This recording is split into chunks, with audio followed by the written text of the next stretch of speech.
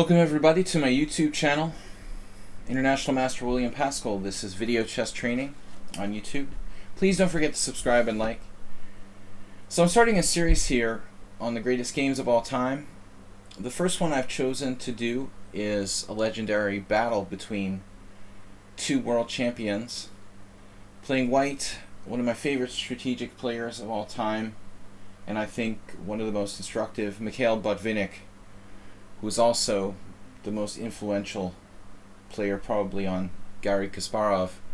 And the player playing black here from a different generation, former world champion Jose Raul Capablanca. This game was played in Avro, one of the greatest tournaments of all time, in Amsterdam in 1938, pre-World War II. Battle of generations here. Botvinnik was young and Capablanca was at the end of his career, so he was not playing at the level he obviously could when he attained the World Championship in 1921. His game had gone down, although he was only just a little bit under 50, I think, at this time. He was suffering from some health problems, so Capablanca not at his prime. But Botvinnik playing white, he opens with d4. Capa plays knight f6. We have c4, and then black plays e6. Capablanca was a player who was a genius. He was a child prodigy and one of the greatest, most natural chess players of all time. He did not go in for particularly sharp, complex openings, rather preferred the simple Nimzo-Indian defense, Queen's Gambit declined. These were his preferred defenses against d4. Both players here, tremendous positional players, though very competent tactically. But Botvinnik plays knight to c3, and then Capa plays bishop b4. And it's interesting to see Capablanca playing bishop b4 because I think the Queen's Gambit decline was his primary defense. Now the Nimzo-Indian, something that Botvinnik was, in my opinion, one of the greatest early players against this defense. Many games with Botvinnik playing white. We learn a lot about playing with doubled pawns, maybe double isolated pawns. Great strategist here playing the white pieces. He plays e3. This is considered to be, or was considered to be, the main line of the Nimzo-Indian, probably until very recently. Perhaps it's still a main line, but not as common, and it's rather a sophisticated system. Obviously white blocks in his bishop on c1. It appears suboptimal to do so, but the bishop will come to d3 while we'll be able to develop the other knight to either f3 or e2 and get the king side developed. It's not necessary in Botvinnik's opinion to prevent the doubling of pawns. Some players here would prefer queen c2, doing just that, but it costs white time. It takes more time to get the white king out of the center. Botvinnik, a player who really did not mind playing with doubled pawns. Now he plays e3 and black played d5. One of the greatest things about the Nimzo-Indian is the flexibility it affords black in his pawn structure. Black does not declare a central pawn very early, rather preferring to develop with the pieces. Knight f6, bishop b4, maybe b6, bishop b7. So the central pawns aren't committed early, and that's something that I like about this defense. You have a lot of rather wide variety of choices as to how to deploy the forces. So black can choose here castles, c5, b6, d5, d6, all these moves are playable. He chooses to play d5. This is my least favorite move because, in a sense, black is playing as if it's a Queen's Gambit declined. Again, we're playing d5 with the white square pawn chain, f7, e6, and d5, with the bishop deployed at b4. Almost like a Winnower French or something like that. The problem here is that the exchange of bishops on c3 becomes something of what I would classify as like a bluff. Once we start committing our pawns to white squares, we honestly don't necessarily really want to part with that dark square bishop, because if we trade our dark square bishop now, we're going to have weaknesses on this complex of dark squares. If you want to play in the Nimzovician style, where you're not necessarily going to give up that bishop but have dark squares, I think it's better to commit the pawns to dark squares. So we play something like castles, and then we would exchange the bishop on c3. We would put our pawns on dark squares, i.e. d6, c5, or d6, e5, and then our other bishop will be a good bishop our pawn structure will be primarily dark squares. Black can commit just later to the color he wants to put his pawns on.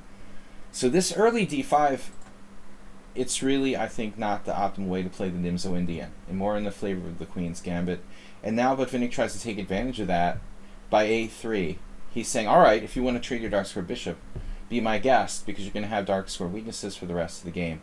Of course, white's losing a little bit of time by playing a3. It's a tempo, but not an overly open position, so it may not matter that much. After a3, it's very funny. I think that there are very few games with this move, but I would be strongly tempted to play bishop e7. And looking at this, the handful of games that have been played, it's actually not that bad for black. I'm surprised that more people don't play this move. I see even some modern games where it's been attempted successfully. So I think it doesn't make a lot of sense to play bishop e4, then bring it back to e7. Still, it's such a valuable bishop, I would strongly recommend it. After bishop takes c3, we go into a very well-known variation.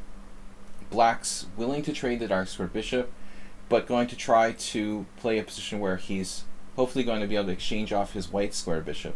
You'll see the point here. After b takes, we have now c5. This is not the only move. c5 influencing the center. Interesting move here for black is c6. This is a very modern idea. Black would play c6 to recapture on d5 with a c pawn. So we're hoping for something like c takes. We can play knight c6, knight a5, and try to blockade the c4 square, and something like bishop d7, and get that bad bishop out. Surprisingly not bad. Essentially c6 dissuades white from playing c takes d, and the plan is something like b6 and bishop a6 to get rid of the bad bishop in a French style. This is a modern variation that wasn't known at the time. Castles is the other move for black. So we have c5, c takes d, and notice that black's given up his bishop on c3, but he doesn't have any kind of advantage to compensate for it. I mean, white no longer has doubled pawns. That's the irony. Normally in the Nimzo you trade the bishop for the knight, but you inflict doubled pawns or some sort of structural damage. But by playing d5, black is ensured that white can exchange off one of his doubled c pawns. So he doesn't have any real hard compensation for the fact that he's given up a bishop here. We have c takes d5, e takes d5. Black tries to maintain control of the center, but the pawns in the center here for white, c3, d4, e3, f2, 4 central pawns in that area of the board against c5, d5, and f7. White has superiority, a numeric superiority of pawns in the center, and the plan is based on pawn structure and our advantage in the center. The plan is that white is going to play f3 and e4 and e5 and f4, and we're going to avalanche the pawns. White also has the bishop pair, although that may not be a factor if black can trade off the white square bishops. But the main idea is dictated by pawn structure. Botvinnik was regarded as a master of strategy. Capablanca more a master of principles, fundamentally natural positional play, but not a strategist to the depth of Botvinnik. Bishop d3, castles, now knight e2. This is very important. Although the knight is more passive at e2, it's inside the skeleton of the pawn chain, which is important in a closed position. He has to keep the f3 pawn mobile, so bishop g4 is not a threat. And the whole plan is to overwhelm black with f3, e4, e5 in the center. Black now has to try to find a way to stop this from happening. In order, and I have played this with black, in order to stop white, we're going to have to put pressure directly on e4, down the file here, and we're also going to have to try to put pressure on the d4 pawn indirectly if we can. The secondary way of stopping white to overwhelm us, or stopping white from overwhelming us in the center, not the direct but the indirect d4 pressure, so that when white does play e4, we'll have this pressure against the d4 pawn. Let's see what black can do here. b6, reinforcing c5. More importantly, threatening bishop a6, trading off white's good bishop. And one more piece that it can attack black on the king side when this avalanche busts through with like f4 and e5. Trading pieces is a good thing when you have less space. So castles. Now bishop a6. And here we have a lot of disagreement about the best move for white, I think, amongst players who play the system. Some people prefer just to play f3 and let black exchange on d3. Others prefer to take on a6, arguing that maybe the knight isn't so well placed on a6. I think it's difficult to say which is better, because in the game we have bishop takes a6, knight takes a6. Is the knight badly placed? Yes, temporarily. But practice has shown the knight can come into the game rather effectively with knight c7. This is the main idea. The knight will regain a central foothold, something like knight c7, maybe knight e6, and again attacking d4 like I mentioned. Other possibilities include knight c7, knight b5, knight d6, or knight c7, knight e8, knight d6. And then finally in the game, Botvinnik tries a different, Capablanca tries a different plan, which isn't really fast enough, you'll see. But white plays now bishop e2. F3 here first. F3, not the best move. The actual game is bishop e2. Let me get to this. Make this the correct line. Bishop e2. And I don't like this move as much. F3 is useful in any case. If we play F3, we're controlling e4 and we're playing for the plan of e4, e5. This is probably best. So in the actual game we have bishop e2. This variation leaves e3 a little bit weak, and that means it's going to be hard if black puts pressure on e3 for us to play f3. We could have some technical difficulties. So it's more accurate to play f3 first. He goes ahead and he plays bishop to b2, and now this variation is giving black a chance to play moves to stop f3 physically, like rook e8, queen e7, something like that. We have now queen d7, not stopping f3 directly, but threatening control of a4, control of the white squares. White plays now a4, stopping any possible invasions with queen a4 later on. Rook fe8, stopping f3, and that's why bishop b2 was slightly inaccurate. If the bishop is still on c1, we can play f3 here. Now white has to take the time to play queen d3. Queen d3, c4, and this is an issue because by playing c4, we're taking pressure off of d4, which is essentially one tool black has in his belt to stop the advance e4 eventually. c4, queen c2, and now knight b8. A good plan to redeploy the knight ultimately to c6, but it's a slow move. I think black has a better idea here, which is knight h5. The knight a6 will resurface, but first of all we have to fundamentally focus on this white playing f3, e4. That's our main problem. I think knight h5, white plays something like bishop c1, f5, and we just bear down on e4. We're going to stop white from playing e4 no matter what. That's our #1 priority. So knight h5 was a very interesting try, and I think it should be the best chance. In the actual game we have queen d7, a4, rook fe8, queen d3, c4, queen c2, and now Capablanca plays knight b8, which is slow. It also does nothing to stop the plan of f3 and e4. Rook a e1, knight c6, and then knight g3, and now the rook protects this. We're threatening f3 and e4. Capablanca has to do something here. One desperate plan I've seen in similar positions is like h5. This is not such a stupid idea. We can try to drive the knight away with h4, perhaps driving it away from control of e4. But the other plan here, which makes a lot of sense for black, would have been to play knight e4. I don't know what Botvinnik would do now. You can repeat position with knight e2, knight f6, knight g3, knight e4, but you have to make progress somehow. And exchanging knights looks okay for black. Possibly he would even take with the pawn and just try to kind of blockade the white squares, maneuver a knight to e7 and d5 if possible. White has a little advantage here, but his bishop is fairly restricted on b2. Protected pass pawn on d4. I still think that white has a tiny edge, but it's not much. At least knight e4 would trade off the last knight, even if white has a small advantage after that. I was thinking knight e4, knight h1, as silly as it looks. White might play to avoid exchange of knights, f3, and then bring the knight to f2, striving to play for f3 and e4 ultimately. Only a temporary thing. Let's say f5, f3, knight f6, and now knight to f2. White will try to break through with e4 eventually. creating a pass pawn at d4. But Capablanca goes off on another tangent here. Knight a5 is an adventure geared toward knight b3 and grabbing this pawn on a4, and it's a very ill-advised plan here by Capablanca. He basically allows Botvinnik to execute the central pawn advance and goes pawn hunting.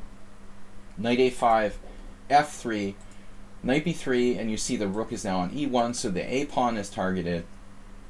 It's a very, very good pawn sacrifice by white. If black had many, many moves, he could benefit from the queenside pawn.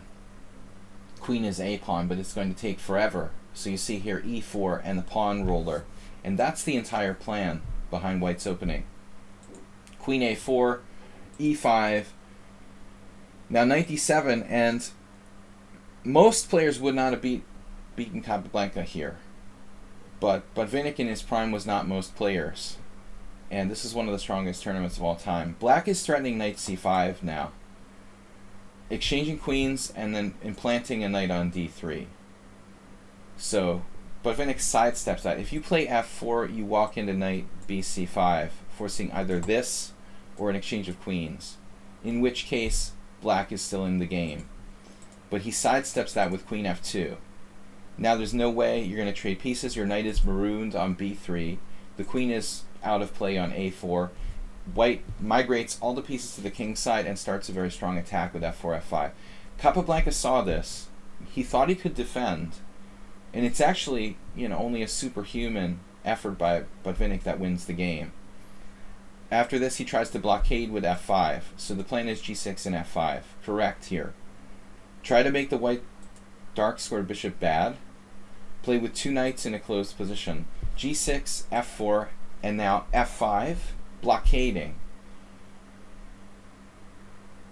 And this is a very difficult position for white. If it's locked, black's going to win. Black's going to win with his queenside advance of pawns.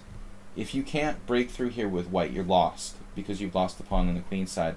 So ultimately, Botvinnik has to find a direct way forward. He decided to take en passant on f6, which turns out to be a good move. But it's obviously a concession, because it does trade off his most powerful pawn on e5. The other way forward was very abstract, something like knight h1 with the idea of g4 and attacking on the king's side. This also equally valid, but a very difficult position to play. Black would have had practical chances to blockade and resist. So I think this is a better chance, taking, with obvious f5. But this trades off her strongest pawn, and it also allows black to trade some pieces. Pawn takes f6, knight takes f6, f5, and now rook takes, and there goes one attacking piece. Rook takes e1, rook takes e1, and here black makes a slight slip up, but it was a very natural mistake. The best chance is rook f8, indirectly just protecting along the f file. I think white has a definite attack here, but not that easy for white to win. Rook e8 was a serious mistake, but difficult to see. This rook e6 move is an unbelievable resource. If we don't have rook e6, I don't think that white is necessarily winning. White has maybe a small advantage. The factor that came into play here was king safety. Because the f-pawn goes, the g6 pawn is moved up. For the first time in the game, one of the enemy kings is vulnerable. And it's black's king. So, rook e6, attacking the knight on f6. Botvinnik, although he was a strategic player, was extremely strong tactically, especially in his prime. When he needed to play tactics, he sees the tactics very accurately.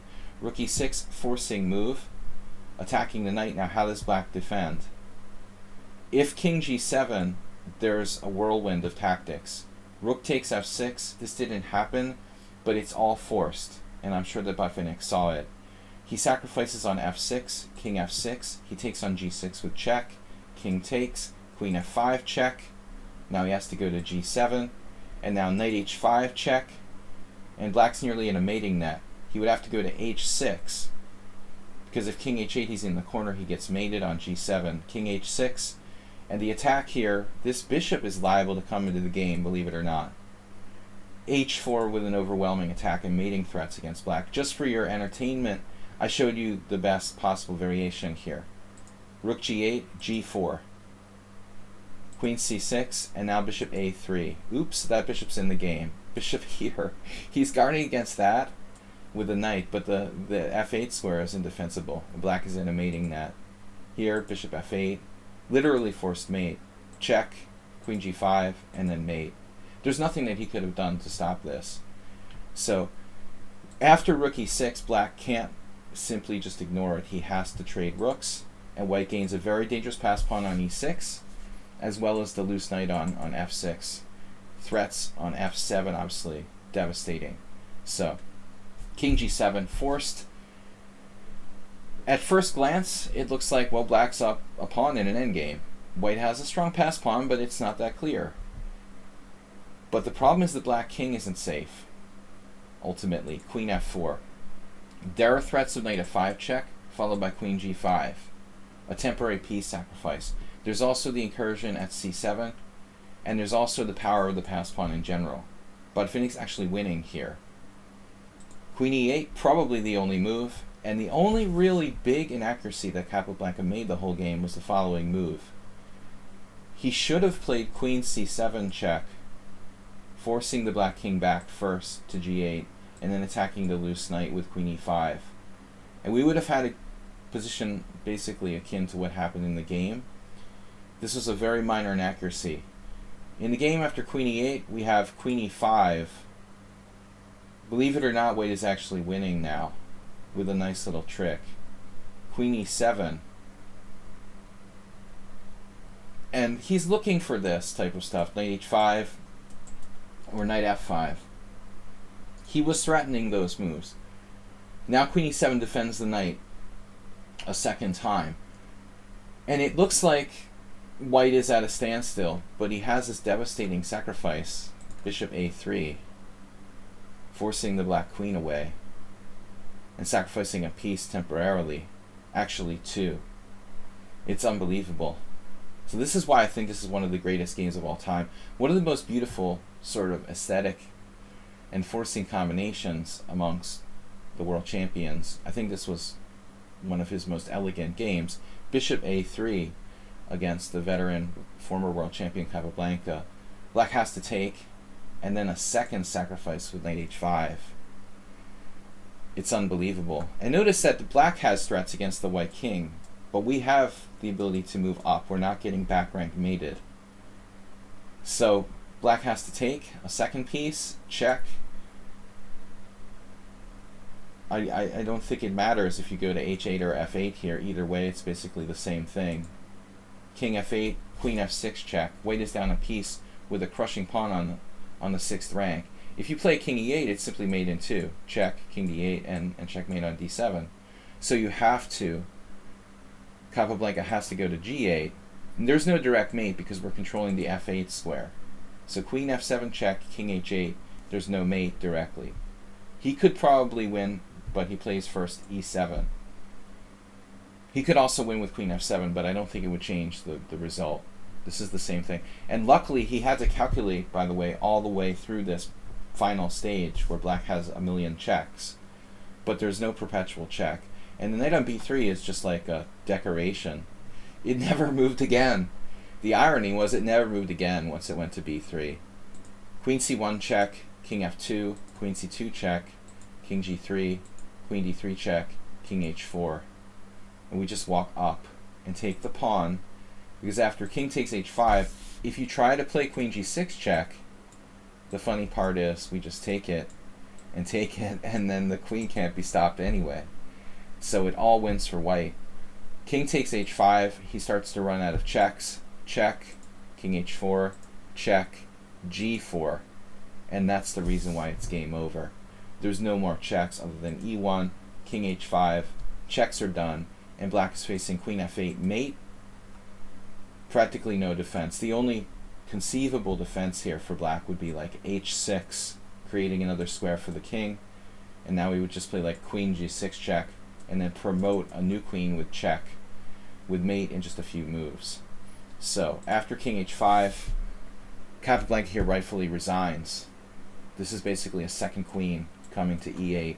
I think an elegant game. I mean, obviously there was a lot of inaccuracy on the part of black in this game, but it illustrates two important features of the position: the power of the central pawns that we see from Botvinnik's side, and the necessary style of defense that you would need to deal with that type of structure. It's very difficult for black to play. Capablanca just didn't really come with an answer for that central roller of pawns. Instead, he just pretended it wasn't there and played like queen takes pawn, and then the pawns broke through and it was game over. Many, many games have been lost like this. Black has to have a very cohesive defensive strategy. So again, one of the greatest, I think, and most elegant games between the world champions. This was Botvinnik versus Capablanca from, again, a very important tournament in the history of chess, Avro 1938. Thanks for joining me here at my YouTube channel, Video Chess Training on YouTube, International Master William Pascal. Bye-bye, guys. Don't forget to subscribe and like.